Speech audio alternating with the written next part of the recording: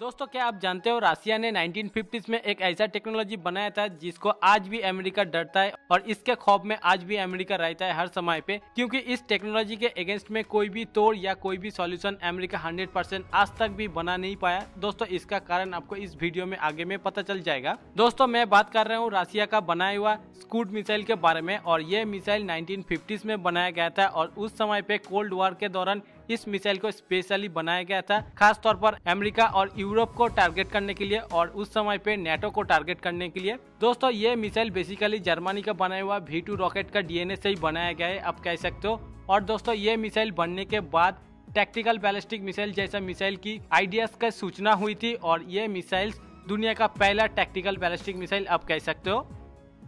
दोस्तों, ये मिसाइल बनने के बाद अब तक 4 वेरिएंट बनाया जा चुका है, जैसे कि स्कूड A, B, C और D।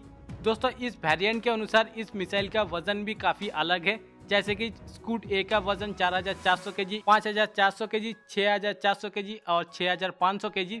दोस्तों, इस मिसाइल का रेंज भी काफी डिफरेंट है वेरिएंट के अनुसार, जैसे कि स्कूड A का 180 किलोमीटर, इसके बाद 300 किलोमीटर, 600 किलोमीटर और 700 किलोमीटर। दोस्तों, एक बात आपको जानकर हैरानी होगी, वर्तमान समय पे 5 मैक से भी ज्यादा स्पीड या 5 मैक स्पीड को हाइपरसोनिक कहा जाता है। सोवियत यूनियन ने उस समय पे इस हाइपरसोनिक मिसाइल यानी कि इसकी स्पीड 5 मैक है, यानी कि ये एक हाइपरसोनिक स्पीड वाला मिसाइल है, उस समय पे बना लिया था सोवियत यूनियन। उस समय पे स्कूड A, B और C का एक्यूरेसी 700 से 1 किलोमीटर था, मगर स्कूड D को स्पेशली डेवलपमेंट करके इसका एक्यूरेसी 50 मीटर बनाया गया है। दोस्तों, ये स्कूड मिसाइल 700 से 1000 kg तक पेलोड कैरी कर सकता है। दोस्तों, अगर आप किसी भी हथियार शक्तिशाली और एडवांस भी बना ले, मगर उसका पहचान और उसका सबसे खासियत तभी पता चलता है उसका कॉम्बैक्ट कैपेबिलिटी में और कॉम्बैक्ट में कितना ज्यादा इस्तेमाल होता है, इसके आधार के ऊपर सबसे ज्यादा उस हथियार का पहचान मिलता है।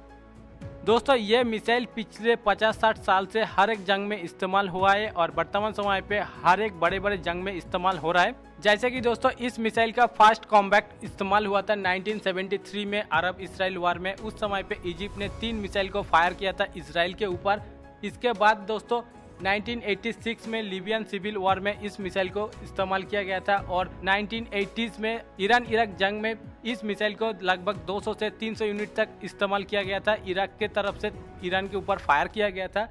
इसके बाद दोस्तों 1988 में अफगान सिविल वॉर में अफगान से पाकिस्तान में 12 से भी ज्यादा मिसाइल फायर किया गया था। 1994 में यमन सिविल वॉर में सक्सेसफुली इस्तेमाल किया गया था।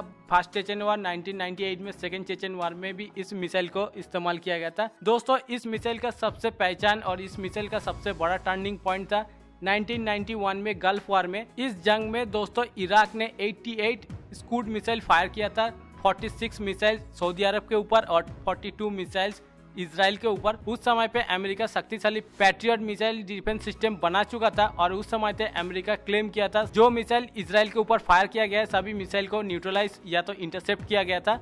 दोस्तों, बाद में ये खबर 100% झूठी निकली। उस समय पे अमेरिका का ये पैट्रियट मिसाइल्स 90% मिसाइल को इंटरसेप्ट करने में विफल रहा। दोस्तों, 2003 में इराक जंग में इस मिसाइल को इस्तेमाल किया गया था और 2012 से अब तक सीरियन सिविल वॉर में इस्तेमाल किया जा रहा है इस मिसाइल को।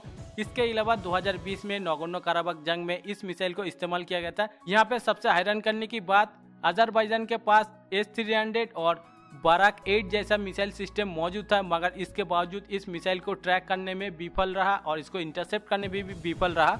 दोस्तों, इससे सबसे बड़ी खास बात, वर्तमान समय पे यमन वॉर चल रहा है सऊदी अरब के साथ। यमन ने सऊदी अरब के ऊपर लगभग 150 से भी 200 से ज्यादा स्कूड मिसाइल फायर किया, मगर सऊदी अरब के पास थर्ड और पैट्रियट मिसाइल डिफेंस सिस्टम होने के बावजूद इस मिसाइल को इंटरसेप्ट करने में विफल रहा और यह मिसाइल अपने टारगेट के ऊपर सक्सेसफुली जाकर हिट किया। हूथी रेबल कुछ ही महीनों पहले यूएवी के ऊपर इस मिसाइल के दौरान हमला किया था और यूएवी में अमेरिका का सबसे शक्तिशाली मिसाइल डिफेंस सिस्टम तैनात था, थर्ड मिसाइल सिस्टम जो सबसे लेटेस्ट और एडवांस था, मगर उसके बावजूद सक्सेसफुली हर एक मिसाइल को न्यूट्रलाइज करने में सक्षम नहीं रहा और ये अपना टारगेट को सक्सेसफुली हिट किया था। दोस्तों, ये मिसाइल बनने के बाद दुनिया का कई देश इस मिसाइल को खरीदा और इस्तेमाल किया, जिसके अंदर 28 कंट्रीज था इस मिसाइल के यूजर लिस्ट में। दोस्तों ये मिसाइल्स का प्रभाव खास तौर पर नॉर्थ कोरिया के ऊपर काफी अच्छी तरीके से पड़ा, जिसमें नॉर्थ कोरिया इस मिसाइल को अपग्रेड और रिवर्स इंजीनियरिंग करके होंगसोंग 5, होंगसोंग 6 और होंगसोंग 7 नाम का मिसाइल्स बनाया। बाद में नॉर्थ कोरिया इस मिसाइल्स को